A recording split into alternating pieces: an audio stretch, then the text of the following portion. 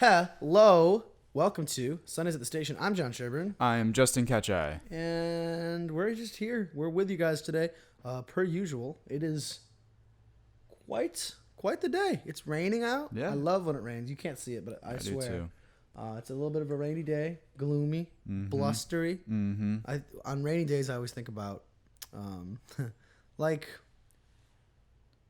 everyone always feels very calm, relaxed. Stay inside, read a book, get under a blanket. You're allowed to be lazy. Yeah. A little bit more.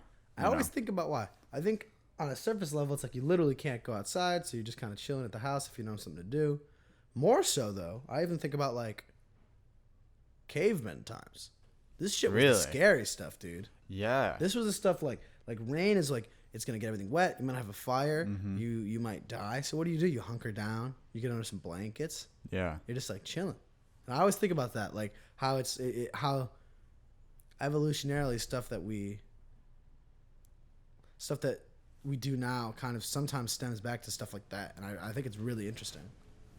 I like that you mentioned that because I was wanting to talk about Quest for Fire, which we just watched. Funny. Wow. Yeah. We just watched that a few days ago. It is a 70s or 80s 70s French movie starring notably American actor Ron Perlman. And it is about a group of Neanderthals who are keeping a flame, and they don't understand how fire really works. You open on them, and essentially they lose their flame, and they have to find a new one. Yeah. So the tribe suffers heavy losses and is taken from their home, and they're kind of up in this bog. They don't know what they're doing, and so they have their three best hunters go out to find more fire. And along the way, they interact with all manner of creatures. They've seen, some foreign to them, different tribes. They encounter cannibals and Homo sapiens who have language and strange customs. And it's really good movie. Has no real dialogue. Like, there's some dialogue, but it's not any language we know. It's like proto language, proto French. So it's just kind of babble, but you still get so much out of it. You could still see, nonverbal communication is very prominent. So much more so than nowadays. Exactly. Because they had less words. Like, we have thousands and thousands of words now to describe everything. But there was a time where, like, I'd say, like, I'm just feeling so...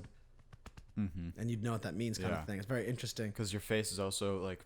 There's the face, the body language, the context, as well as words. I always find the idea of language to be very interesting. Yeah. Like, and the cool thing about that movie too, I won't spoil anything really, but the cool thing about that movie, I spilled coffee all over myself. Oh, how great! Oh, Jesus Are you good? Christ! Yeah, I'm fine. Wow, way to mess it up already. What time are we? Like almost 5 minutes. Yeah. That's all over for sure. Nice. All right.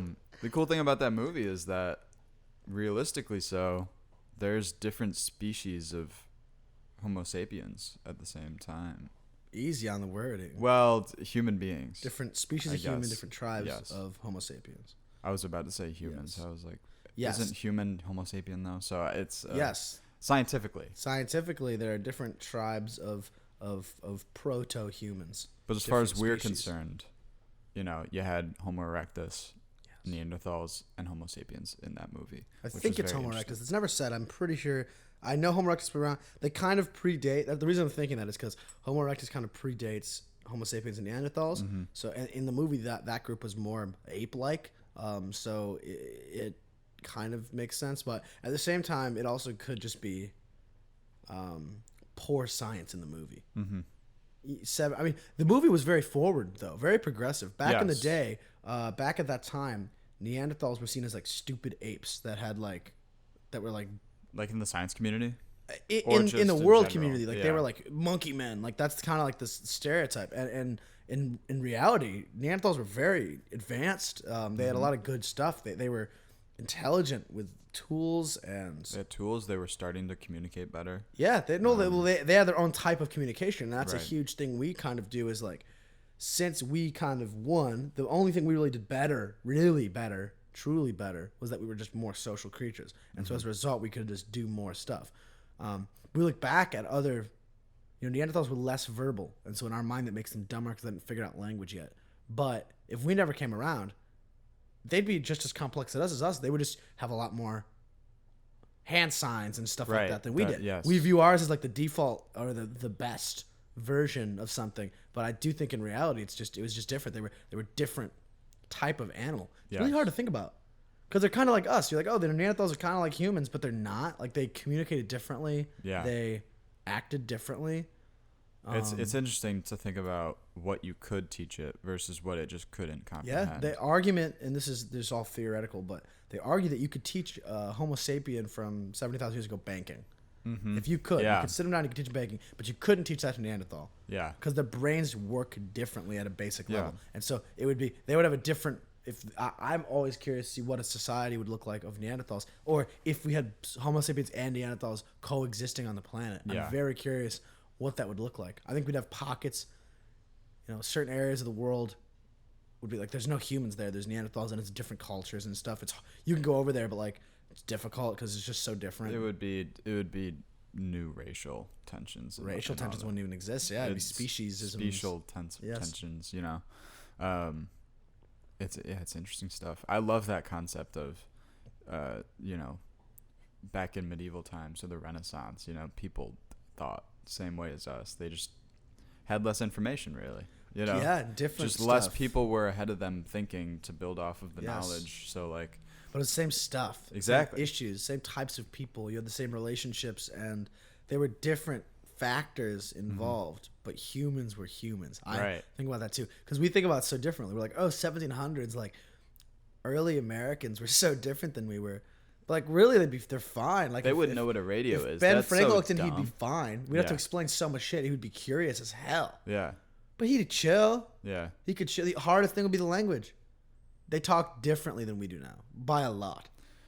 Yeah, it's just, it was a lot more proper. There was more formality in language. Yeah, well, in certain words and ideas that don't exist anymore did then, and vice versa. But truly, again, yes, humans haven't changed all that much. We haven't evolved at all. We've had zero evolution since we figured out that we want to believe in God and have society. Well, it's and we don't have to evolutionarily adapt with the environment. Really, we have clothing to keep us warm. It used to be if you lived in an area where you had the main food was apple trees and we weren't very good at climbing, over thousands and thousands of years our hands would evolve to equip us better for climbing. Right. But then we invented ladders, and now we don't need to do that ever again. Yes. And so we just kind of said, oh, evolution, who needs that? We can just build things to evolve for us. Very interesting. And I wonder if it was the right move. I mean, it doesn't matter, but another part that I kept thinking about, which I may have brought up before, in regards to Quest for Fire and just the whole idea of mankind discovering fire, was 300 years ago, we discovered how to harness electricity, which I think was the biggest global discovery since fire. Ooh, shit, that's a big one, man. It's like everything that... There's a few things, that could be... I think there's a few things that... Just light is no longer an issue. You had to have a flame all the time if you wanted, like oil lamps and all that. It makes things so much easier. You're right. It brings I us, cannot see the argument. Yeah, it brings us to a certain place in the world today where you just, like, it makes room for so many other things. Yeah, that's very interesting. Even and you can go the route of, like, there's so many computers things. And cell phones, but I'm talking more about just simply light bulbs and radio. And light bulbs is interesting. Printing press is really big too. It's the first they had time printing presses before electricity too. I know, yeah. But it revolutionized it. Just because printing presses were so cool, because for the first time ever, you could have large scale production. So just things like information became so much more free. Yeah. As opposed to a scribe has to hand write every fucking copy of the Bible. Yeah. There's not a lot of Bibles, so what do? You have to rely on the church to tell you what says in the Bible. Monks. Because there's only 3 Bibles in the whole town. Working on one copy for 6 years. Yeah. Kind of thing. And now it's like, everyone can have a Bible for cheap. Yeah. I think that was huge just in terms of information and freedom. I think that was huge in terms of freedom. because it gives you control, Yeah. as opposed to reliance on another entity to say this is what this means. Right. I think it's interesting too that a lot of discoveries and inventions weren't invented by the person that we say they were. They just kind of revolutionized it and made it more accessible. It's all building blocks, yeah. The Gutenberg printing press. He wasn't the first guy to invent the printing press. But he was the guy to put everything together and make it in the way Into that what became it famous. is. Yeah. Same with the cameras, Kodaks. Yeah. Like Kodak, Eastman revolutionized cameras for Shout out Rochester. humans, for everybody. Yeah. But they existed for almost 100 years before that. Daguerreotypes were the first photos. Those things are insane, dude. Daguerreotypes are literally like almost how like time-lapse photography works. Like, Yeah. it's very interesting. You just have to. It's like a painting almost. Yeah, it's You very just interesting. sit, And those are just all. It's all about plates and negatives and things, and that's turned into eventually the photograph. Yeah. But it usually takes a dozen or so people to at least to a dozen or so inventions minimum to create something. But those were all built on other things as well. Mm-hmm. That's what humans do the best. I think that's our big thing, is that we are really good at just continually moving forward. And whether it's we think about that in terms of inventors, but also us. Every time we buy another phone, that is another thing. Then we are pushing forward history. If everyone stopped buying new phones and everyone just kept buying iPhone 10 and never bought another iPhone, eventually they'd stop making new cell phones. Right. And that Well, would be it. because But we that don't would- want that. We want to continue. Everybody on the planet, we have I think it's instinctual, because we were like mid-level predators. And so we didn't have that sheer strength. We didn't have the sheer force. So we had to work together and build off of each other to overcome stuff. And so it's been built into our heads to like constantly do better and more and Something new. Don't do the same thing. to that make somebody life else has easier, done. Yeah. because we want that. And I think that's going to eventually lead into, like, we talk about singularity, we talked about robots, like eventually that's where that's headed. I heard a really interesting thing once. Someone said that our species' entire purpose, like other species' purpose is to like eat and Survive. fuck and die. Yeah. Our purpose is to build up to robots. Like, we're a cocoon for robots. And we spend thousands of years getting all the tech lined up. And in the next couple hundred years, we'll get to a point where technically, if we really wanted to, we could probably create robots that are almost the same as humans. And if we do that, then we die out. And we're like a cocoon species. And then the robotic species that would come after us would spread farther. I don't know if we are and they are parasites though, or not. Right? Should we do that? Yeah, yeah. Because if we're so curious, we'll when to do anything. If all of a sudden you take dying out of the equation, aging out of the equation, you take, Life. but we're still making life. They're still alive. If you can make a truly synthetic brain that actually not mimics, but creates synapses just like humans. If you've done that, you've created life, but you've removed the limitations of being a human life. And do we want to do that? You take away the organic element. Do really. you? Yeah, it depends on what the makeup is. It's based on how you view what life is. We view life as carbon-based, natural life forms like the planet, like the things we see. But what makes metal not natural? Just because we made it, it comes from the earth. All of it does. Everything we have comes from the earth. We mold it Somehow. and press it Yeah. and heat it up. So I think it's interesting. Parallel. I was also going to bring up that kind of idea, less specific than robots. Yes. But I was on the train of thought that our form of evolution and, the path that we're on as human beings is no longer about, like you said, about picking the apples off the tree, getting certain hands for climbing better. Yes. It's about thinking completely. It's about mindset completely. And there's a lot more stress in the last couple of years even on meditation and taking care of yourself, because now we know the size of the world. We know all the things that are going on in the world that we didn't. It's just so global today, especially with the internet. So it's interesting stuff to think about, that we've progressed and evolved past the point of physical growth. And there's probably physical growth in the brain in some capacity, maybe. I don't know exactly, but it's just mental growth at this point. Maslow's hierarchy of needs Mm-hmm. is that concept of basic life function, security, Yep. then social status, and then it's self-actualization. Mm-hmm. And we're kind of in those last two couple arcs of the pyramid. I think Kurt Vonnegut quote from book Mother Night that I just read. Yeah. You will be judged on your art when you're dead. 100%. When you're gone and the people you love are gone, there will be nothing to stand testament to you other than your art. Yeah. And art is many things. Art is science, art is medicine, but like the stuff the shit you take out of your brain and put down somewhere tangible that will outlive human beings, or even the current ones, whether it's music or it's an essay or whatever, that is the only thing you'll be remembered by. Right. Because eventually you'll die, and your kids will die, and your grandkids will die. And by the time your grandkids and all your friends' grandkids and your family's grandchildren, by the time they're all dead, nobody will remember you. Yeah. It's Except like for what you leave that's longer than that. the movie Coco. Never saw it. The Disney movie? Pixar, yeah. Is that the one with the... It's a good one. It's It's one of the skeletons Dia and de los shit? Muertos. Yeah. Yeah. Dia de los Muertos. Yeah, so that's a really good Pixar movie. One of my I've favorites heard in recent amazing years. things about Yeah. it, but I've never seen it. Yeah, I'm not the... I don't watch a ton of animated He movies. loves but, watching kids' movies. It's like this thing he does.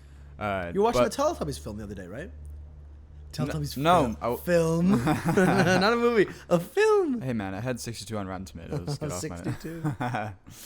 yeah, but, like, Coco's up there for me with, like, Ratatouille. Certified and- fresh. Yeah. Nice. Yeah. I don't think there's a single Pixar movie that's not certified fresh. No, but like just and fresh. Oh, yeah. That's funny, yeah. So, yeah, I wanted to take a little bit of a sidestep. I'm going to keep the ball. 1 second. Okay. We're talking too much to each other. Hi, listener. How are you? How are you doing? Are you enjoying this episode? Apologies for not checking in. I feel like I've been looking more at Justin than I should. I miss you. I love you. We hope that you're enjoying the podcast. Do you have anything to say? No?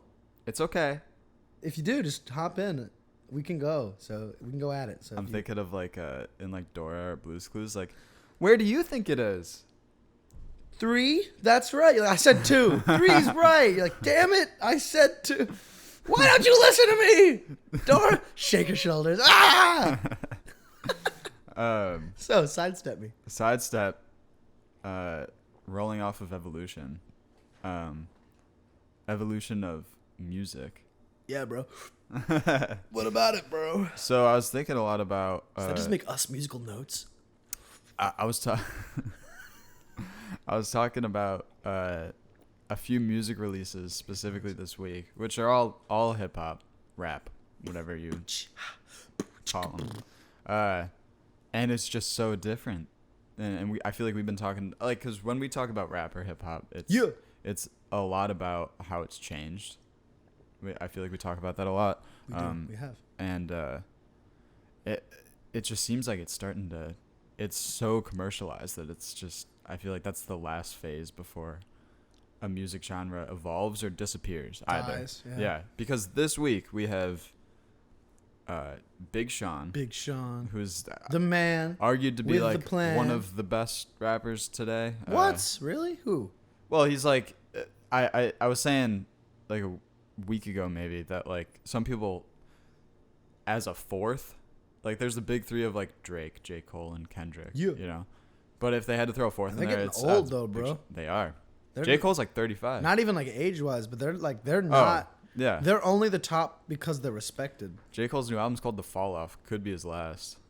Doubt it. He We'll was see. he said like 10 years ago, he's like, yeah, my last album will be called The Fall Off. He could be a producer role only kind of thing. He's Rap's been changed producing too a much. lot. Rap's changed a lot. Yeah. Rap has become a different thing, and so that's the last of the all of rap history. Is kind of coming to a close now and starting a new chapter. Like what we know from the 80s and 90s up to now, like I think that generation of rappers is kind of the last of that group. It is.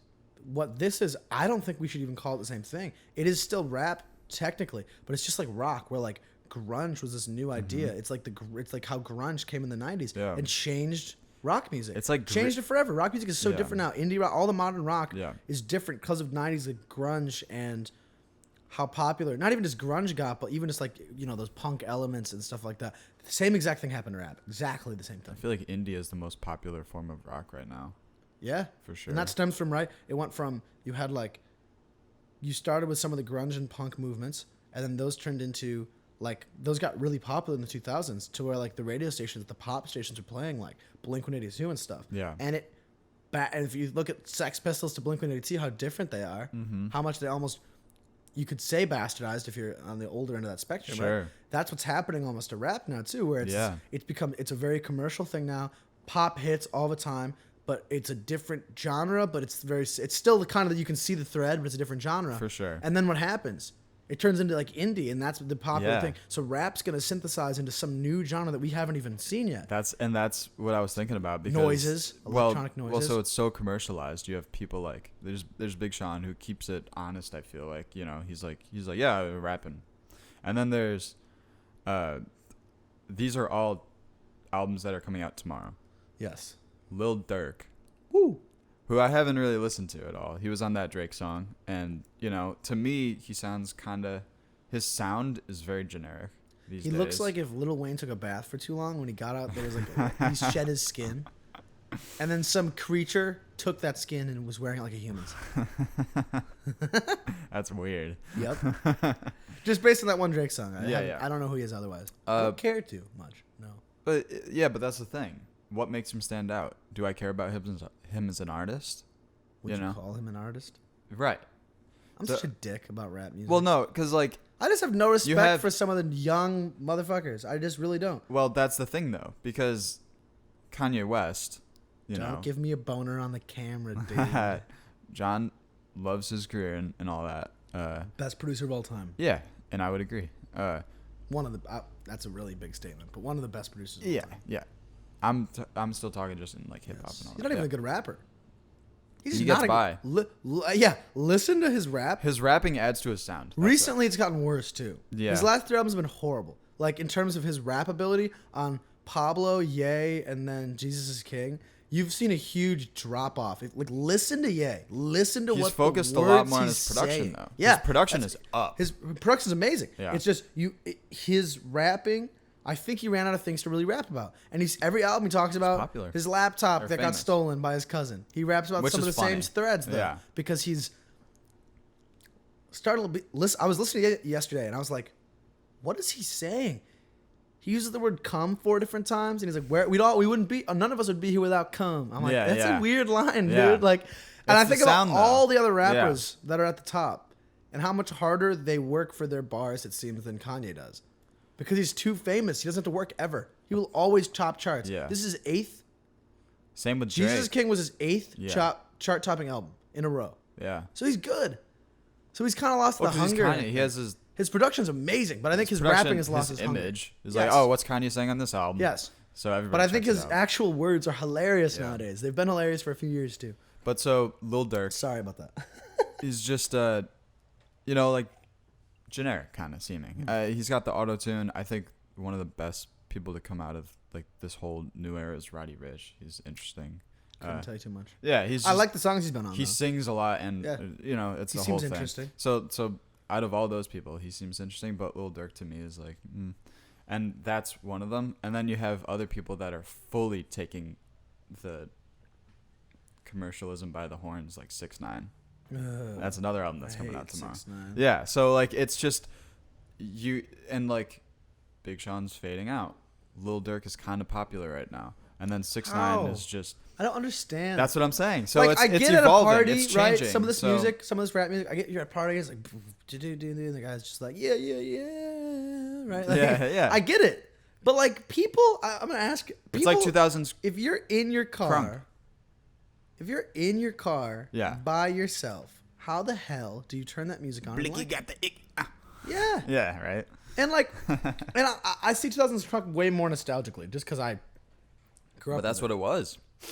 And it's just a lot of it though. They're not even singing catchy hooks or anything. Yeah. It's just a good beat, and there's a guy over the beat Yeah. making noises, and that's the difference. Even like with Crunk, like they're verses that have coherent stories to them, Yeah. and they're choruses that are catchy, and like even if it was really pop and really overproduced and stuff, there was like some level of meat, and I feel like some of the most popular stuff now has no meat at all. Yeah. It's literally just, it sounds good to your ears, but if you listen to what it's saying, it doesn't mean anything. That's because the purpose of the genre is changing. It's not intended like, and we've talked about, we're also at 25, so we should wrap up start soon, to wrap up yes. because of the cameras. Sorry. But you know, we were talking about how, hot take, early 2010s there were these artists coming out: J. Cole, Drake, Kendrick, The big three. You're missing the big fourth one though. Big Sean. No, Jay Sean. Who they were kind of the last like lyrical rappers that were like popular. Down. Right, the lyrical You're right. mastermind himself. So and then it kind of trailed off, and people like Chance the Rapper and Saba and Smino and JID would be a lot more popular today if that was the norm, but now it's Poor Vic Rae Mensa. Stremmurd and Standing Vic Mensa. standing on a bridge, depressed. Yeah. He's depressed because he should be famous. Yeah. All right. Well, we went on a lot of ground today. Talked about cavemen and rap music and more. We had a good theme of evolution, I think. Yes, movement and change. Yes. You're right. That's a good Hell one. yes. We hope you enjoyed this episode of Sundays at the Station. We sure did. We're going to be dropping episodes every Sunday, so you just keep tuning in and we'll keep making them. And even if you don't tune in, we'll still make them because we're that bored. We enjoy it. Yeah, And we enjoy it. Yeah. That's what I was going to say too. So, Thank you and have a nice rest of your day. We'll see you next time. thanks for tuning in. Get out of this fucking shirt. Coffee everywhere.